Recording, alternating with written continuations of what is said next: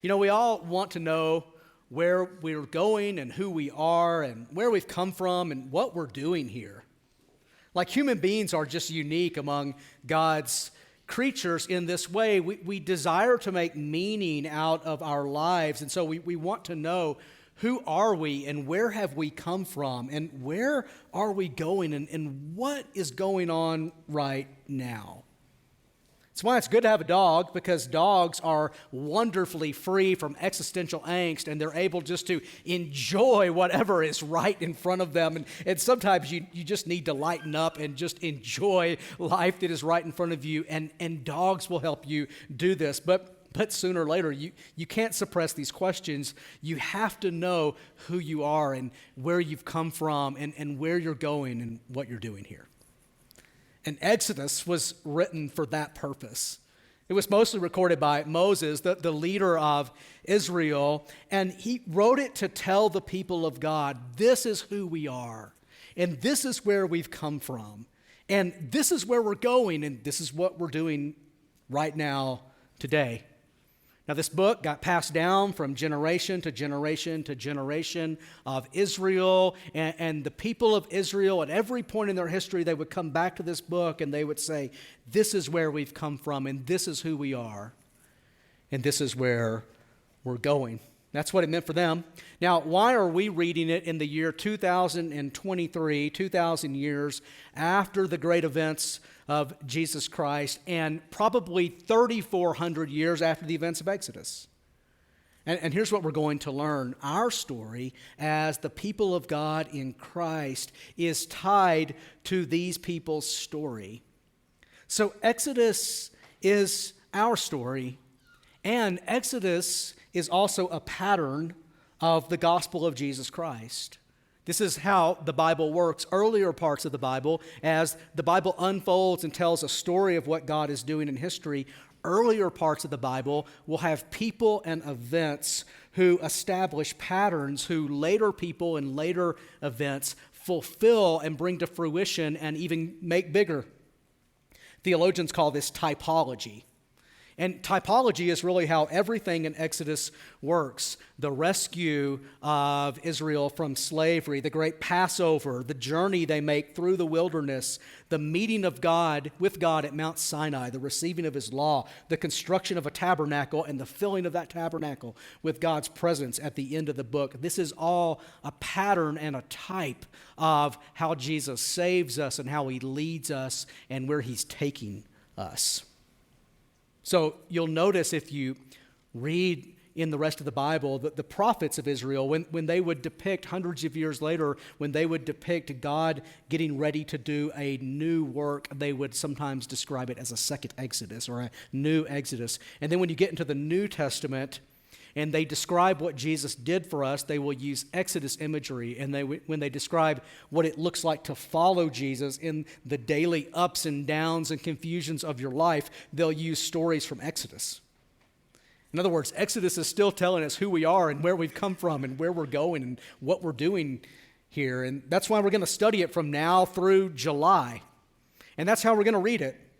We're going to read it as a story of what God did and as a story of God is doing, and we're going to learn where Jesus Christ, who is the true and the better Moses, we'll learn this next week, where he's taking us as his people. Now, Exodus 1 just introduces the story and introduces the big themes of the story, and in just a minute I want us to read it together, and I want us to ask after we read it, how is this a pattern for our story, and how is this a pattern for who we are and where we're going? So if you have a Bible open, just start reading with me in Exodus chapter 1, verse 1. Now, these are the names of the sons of Israel who came to Egypt with Jacob, each with his household: Reuben, Simeon, Levi, and Judah, Issachar, Zebulun, and Benjamin, Dan and Naphtali, Gad and Asher. All the descendants of Jacob were 70 persons. Joseph was already in Egypt. Then Joseph died, and all his brothers and all that generation. But the people of Israel were fruitful and increased greatly. They multiplied and grew exceedingly strong, so that the land was filled with them. Now, Exodus begins by pointing back to Genesis. It picks up where Genesis left off. In fact, the first verse of Exodus is word for word a repetition of Genesis chapter 46, verse 8, which comes near the end of the book. These are the names of the sons of Israel who came to Egypt with Jacob, each with his households: Reuben, Simeon, Levi, and Judah, Issachar, Zebulun, Benjamin, Dan, Naphtali, Gad, and Asher. So you have to know what's happened before, and where these people have come from to know what's going to happen in Exodus. And here's what Genesis said. In the beginning, God created the heavens and the earth, and he created them full of his glory. He created them as like a theater in which he was going to display his glory. At the end of every day of creation, God would step back and he would say, "It is good." His creation was made as this place where his goodness and what he's like is on display. And then at the pinnacle of his creation, he made a man and he made a woman. And he made them second in command of his creation. He gave them authority to be fruitful and multiply and fill the earth and subdue it. They were to be like his prime ministers who did his will on earth as it's done in heaven. They were to cultivate the world in a way that showed off who God is and what he's like. We talked about this a little bit last week in our sermon on work. But in Genesis chapter 3, the woman was deceived by a serpent, and the man went along with the deception even though he knew better. And this gave the serpent power in God's world.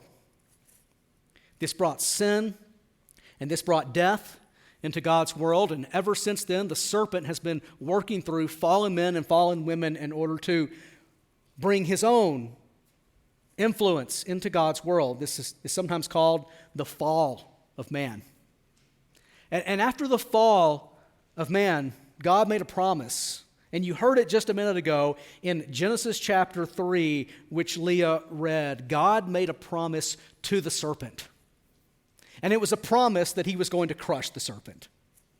It sounded like this in Genesis chapter 3, verse 15. He said to the serpent, "I'm going to put enmity between you and the woman, between your offspring and her offspring. He shall bruise your head, and you shall bruise his heel."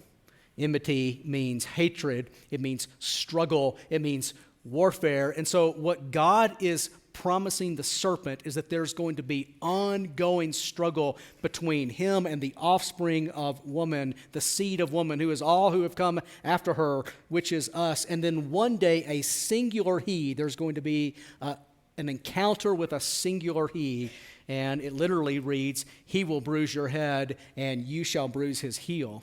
Now, this was an idiom in Hebrew that more properly translated, or to get the full sense of it. In fact, if you have the NIV, it'll read like this: "He will crush your head, and you shall bruise his heel."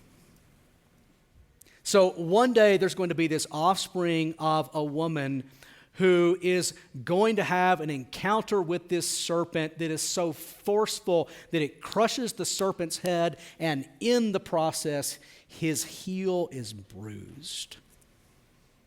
So God has made a promise that one day a human being, an offspring of woman, is going to crush the serpent's head. This is sometimes called the proto-evangelium, proto-first evangelium gospel, the first gospel. And the rest of the Bible is an outworking of that promise. It's in Genesis chapter 3, verse 15. Now, the next major plot point comes in Genesis 12. God calls one man from among the nations to be the bearer of this promise. This man's name is Abram, later Abraham, and God makes this promise to him in Genesis chapter 12. "Now the Lord said to Abram, 'Go from your country and your kindred and your father's house to the land that I will show you, and I will make of you a great nation, and I will bless you and make your name great, so that you will be a blessing.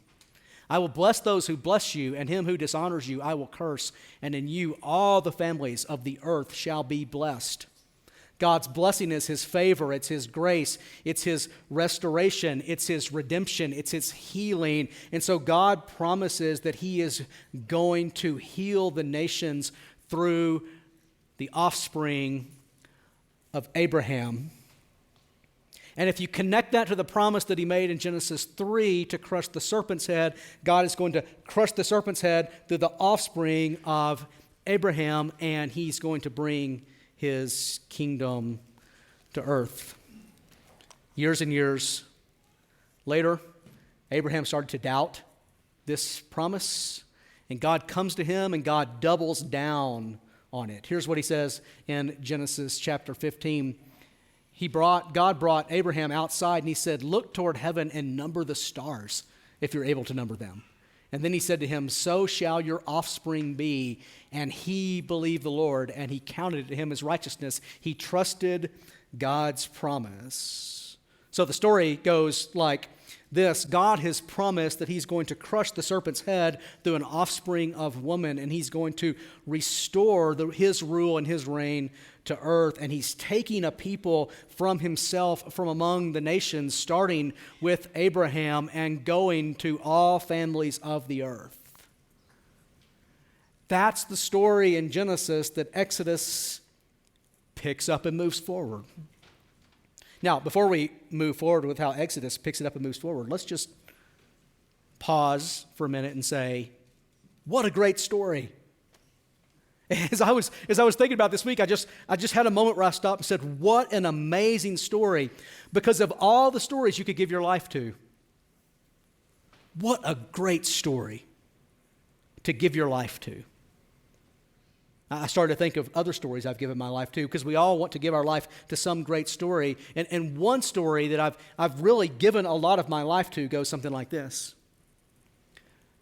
At some point in history, in the indeterminate future, it has not yet happened yet, but at some point in the indeterminate future, but certain to come, no doubt, there's going to be a football team that rises up from this little small state in the middle of America that you can fly over in 15 minutes. And this little football team called the Razorback is going to rule the world. And I have given so much of myself to that story. I've given money to that story. I'm spending money next month on that story, on the basketball version of that story, which ain't going so well right now. I'm spending money on that story. I spend time on that story. Man, every day, my family just kind of exists around that story. My sisters-in-law are like, this story's broken. Because that's what sisters-in-law do. They come to your story, they come to your family, and they tell you everything's wrong with it. And they're like, y'all invest way too much energy in this pathetic football team. Man, I've got a daily text conversation with fellow believers where we talk about the daily progress that this story is making. Now, you've done that too. It's just some different team or some different cause or some different group. It might even just be the story that our world kind of tells us, that one day you're going to become the true you or the authentic version of yourself and shine bright like a diamond in the sky. And I mean, that's not even working for Rihanna much. I mean, I'm not as beautiful as she is, so I need another story, man. And there's no greater story than this. God, who made the world as a theater to display his glory, is going to take his creation back from the serpent, and he's going to crush the serpent, and he's going to bring his kingdom to earth, and he's going to take a people for himself to enjoy the fullness of that kingdom. And this story and this promise gets passed down from Abraham like a family heirloom. You know, some families pass down generational wealth. Some families pass down grandma's earrings and grandpa's watch. Some families pass down stories and recipes. Abraham's family passes down this promise from God. This promise gets passed to Abraham's son Isaac. Isaac passes it to his son Jacob. Jacob wrestles with God and is renamed Israel, one who wrestles with God. And Jacob/Israel passes this promise to his 12 sons. And then through this family soap opera that makes your family drama look tame, 11 of the 12 sons team up on the other one named Joseph, and they sell him into captivity in Egypt. And in Egypt, he becomes known as extremely wise, and he has these prophetic gifts, and he rises to Pharaoh's attention. And Pharaoh, who's like God of Egypt, Pharaoh makes Joseph prime minister, makes him second in command of Egypt. He administers Egypt. He fulfills within Egypt what Adam was meant to do in the Garden of Eden. He rules and he reigns with wisdom. But eventually Joseph dies, and new generations are born. And all 70 people came into Egypt with Joseph in a time of famine, worldwide famine. The sons of Israel go to Egypt to seek shelter. They discover Joseph there. He reconciles with his family and brings them into Egypt as a place of safety. And they come into Egypt bearing this great family heirloom, these promises of God.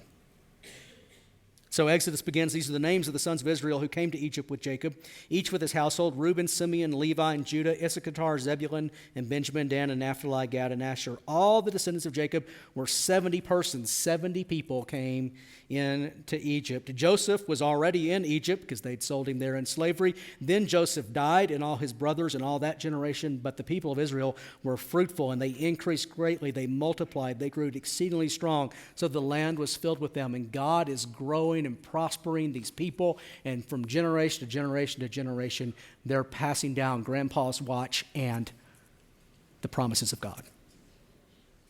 Now there arose a new king over Egypt who did not know Joseph.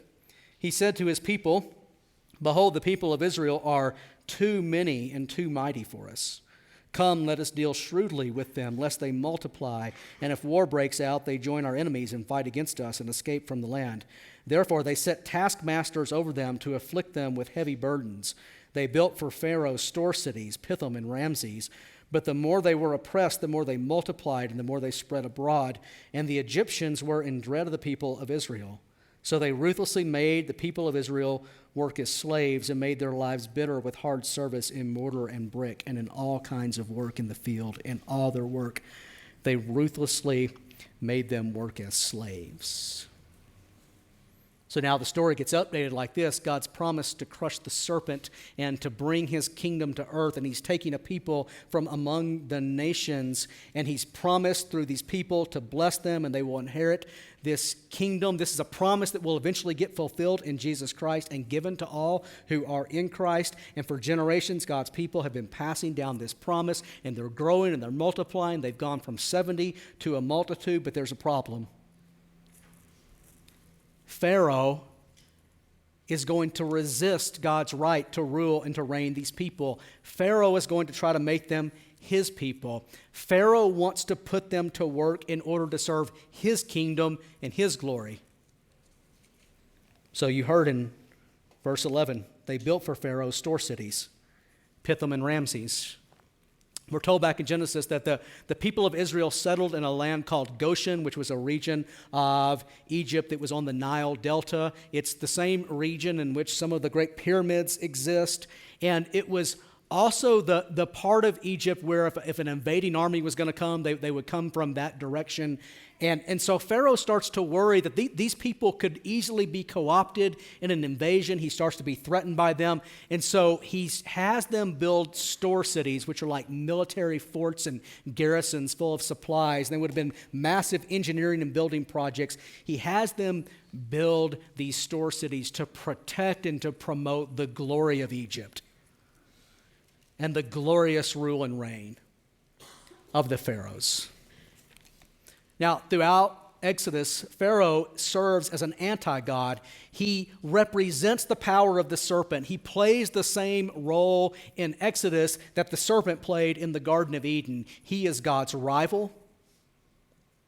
God's put his claim on these people, and Pharaoh has a rival claim on these people. God created these people to serve his glory. Pharaoh wants them to serve his glory. And the more Pharaoh oppresses them, the more God is going to bless and to multiply them, and the more Pharaoh is going to be threatened. And a great power struggle ensues between the ruler of the world, Pharaoh, and between God.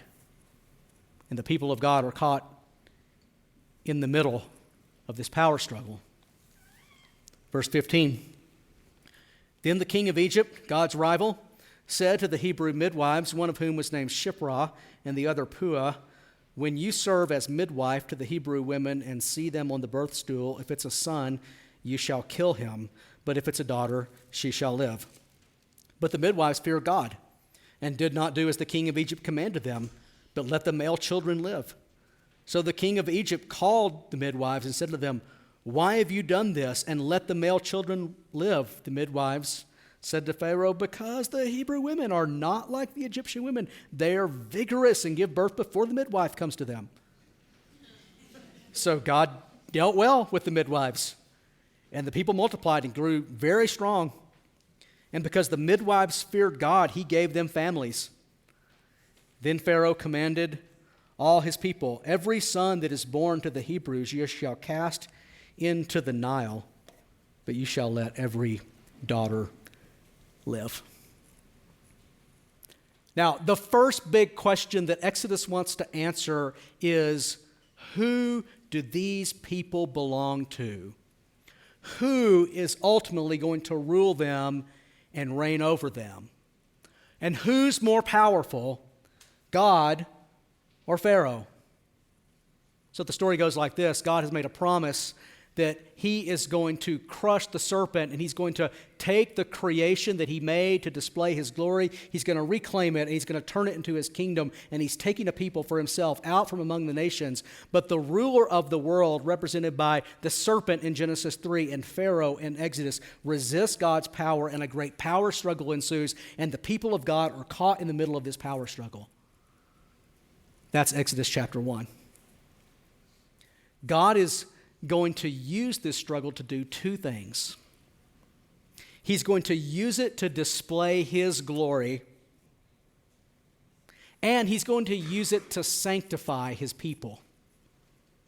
He's going to use this power struggle to display his glory, and he's going to use this power struggle to change and to transform his people. That's the rest of Exodus. And that's your story, and that's my story. That's our story. Now, for just the last few minutes we have, I want to just draw out a few lessons that we can gain by just looking and thinking more closely about the details of just Exodus chapter 1. And the first detail I just want you to notice is that we can clearly see God's hand at work sustaining these people and multiplying these people, but we've not yet seen God act to bring them out of Egypt. Now, it's important because you probably know the rest of the story. It's important to just sit in where we are in Exodus chapter 1. I mean, God's hand is on these people. Look at verse 12. The more they were oppressed, the more they multiplied, and the more they spread abroad. But the question that kind of haunts Exodus chapter 1 is, when is God going to act? And think about what it was like to live in Exodus chapter 1. Generations were born and grew up bearing and believing in the promises of God and died in slavery. And generations were born and generations died. And so my great-great-great-grandfather and grandmother were born in slavery and grew up in slavery and believed the promises of God in slavery and died in slavery. And great-great-grandma and grandpa grew up in slavery and believed the promises of God in slavery and died in slavery. And great-grandma and great-grandpa did the same thing. And Mima and Papa were born in slavery, and they grew up believing the promises of God, and they've died in slavery, and here I am. Like, what if you lived in Exodus chapter 1? Where is God? And yet, when you read the whole story, after the fact, we can clearly see that God was with the people. He was at work in those people. He's going to act. But they hadn't yet seen it. Now, here's the lesson. You can only make sense out of your situation right now, today, if you see it from the broad divine point of view. Like, you can only gain some measure of understanding, and it's a measure of understanding. It's not like total understanding. It's not omniscience, but you can only make some sense out of your lot in life if you see it from a divine point of view, which God does reveal to us in his word, if you see it as connected to some part of a bigger story. Like if you're living in Exodus 1, there's so many things about your lot in life that don't make any sense at all. But if these people in Exodus 1 are part of a multi-generational people of God and a multi-generational story of what God is doing in the world, then within that bigger story, their lives absolutely have meaning and have purpose. In the same way, there's going to be so many things about our lives in the few years God gives us that won't make any sense at all if our life is not tied to a bigger story. Now, here's why this is so important. You live at a very, very strange moment in the history of the world where one little slice of culture in what's typically called the Western part of the world, in the modern part of the Western part of the world, just a couple of centuries out of thousands, perhaps, where people have said that the purpose of life is to become the best version of yourself or to become your authentic self. And usually you have to do that by deciding who you want to be and deciding for yourself where you've come from and deciding for yourself who you are and deciding for yourself and figuring out for yourself how you're going to get there. And usually it's by like casting off all the expectations that your family and that your religion have put on you. And we call it freedom. We're going to learn a different definition of freedom in Exodus. We call it freedom. And yet, if you walk with people who are living that story, they don't seem all that free or liberated. There's some downsides to this story. For one, almost nobody can bear the weight of figuring out who they are and where they've come from and where they're going and how to get there for themselves. And most of them are never finished with it. And one of the biggest problems with that story is if that is your story, there will be so many things in your life that were not part of your plan. And if your story is limited to a few years of your life that are disconnected from the people who came before you and the people who are coming after you and who are disconnected from a greater story of what God is doing in the world, then your life will be utterly confusing. But if you're tied to a bigger story where God is going to crush the serpent and reclaim his creation for himself, and he's taking a people from among the nations, and you are part of this multi-generational people, then that means you have a people you've come from, and you have a people after you you're connected to, and you're part of a big story, and your life has meaning, even the parts that don't make sense. So notice these people in Exodus 1 are tied to the people who came before them, and they're tied to the people who will come after them and who will taste freedom. Second thing to notice, these people are caught in the middle of a struggle. Now, we've already noticed that, but I want to just like meditate on that. These people are caught in the middle of a struggle between God and Pharaoh. And God's victory, we know God's victory is sure and it's certain. In fact, we can have more confidence than they can because we live after the decisive event in history, which is the death and the resurrection of Jesus Christ. But they're living in the middle of a struggle. And as they're living in the middle of this struggle, God actually uses the struggle itself to teach his people how to trust him. In fact, as the story unfolds, you're going to notice that these people have really two problems. They don't have one problem, they have two. They don't have one struggle, they have two. And these two struggles work together, but they are two struggles. On the one hand, they are going to face fierce opposition from Pharaoh to God. And they're caught in the middle. And even after God gets them out of Egypt, Pharaoh's going to come after them. But that's not the only problem they have. They also don't in and of themselves really have the capacity to trust God. They're going to see some of the most amazing salvific events that humans have ever seen. And a month later, they're going to be like, where's God? What's he doing with our life? He's brought us out here to kill us. And that's because Egypt is inside of them. They've learned ways of thinking. They've learned ways of relating to each other. They've learned ways of thinking about God. From Egypt. Egypt is not just a problem out there to be dealt with. Egypt is inside of them. Their own hearts and their own flesh are sinful. So they got two problems. They've got a problem that comes from outside in the form of Pharaoh, and they've got a problem that comes from inside in the form of themselves. And when you get to the New Testament, guess what? The people of God in Jesus Christ, through whom God is crushing the serpent's head and bringing his kingdom to earth and creating a people for himself from among the nations. These people of Jesus Christ, this church of Jesus Christ, has two problems. They've got two struggles. They struggle with their flesh. They struggle with the ruler of the world. So you'll hear things like this in the pages of the New Testament in Galatians chapter 5. But I say, walk by the Spirit, and you will not gratify the desires of the flesh. For the desires of the flesh are against the Spirit, and the desires of the Spirit are against the flesh. For these things are opposed to each other to keep you from doing the things you want to do. That's the struggle inside of us.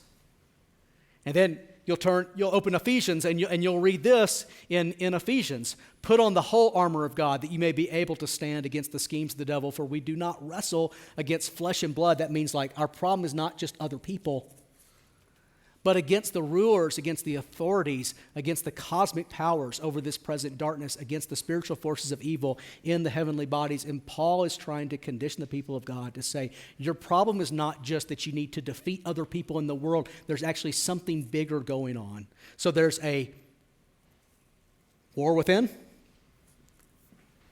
and there's opposition from outside as well. And God uses both of those struggles to teach you to trust him. Last lesson. How are these people going to overcome Pharaoh and overcome their own flesh? The first major movement of Exodus actually ends at the end of chapter 2. Chapters 1 and 2 kind of together set up the story. And I want you to just preview how chapter 2 ends. And so if you have a Bible open, you can look with me at the last paragraph of chapter 2. It begins in verse 23. During those many days, the king of Egypt died, and the people of Israel groaned because of their slavery, and they cried out for help. Their cry for rescue from slavery came up to God, and God heard their groaning. And God remembered his covenant with Abraham, with Isaac, and with Jacob.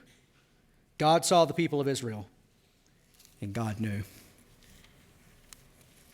The rest of this book is going to be God acting. It's going to be God doing something. God's going to act. That's how the gospel works. The gospel is first and foremost God acting. It's something God does. It's not first, it's not primarily advice on how you should live. It is something God does. God acts. God does something, we respond. God does, we respond. God acts, we trust. That's how the gospel works. That's how Exodus is going to work. God acts, and the people of God, the people of Jesus, they trust Jesus with their whole lives. We'll talk more about this next week. Like Jesus calls us to just give him access to everything. And we trust. That's how we grow. That's how the people of Exodus are going to grow and conquer as well. And Moses told us something interesting at the end of chapter 2. God remembered his covenant with Abraham, Isaac, and Jacob. Now, a covenant is a promise.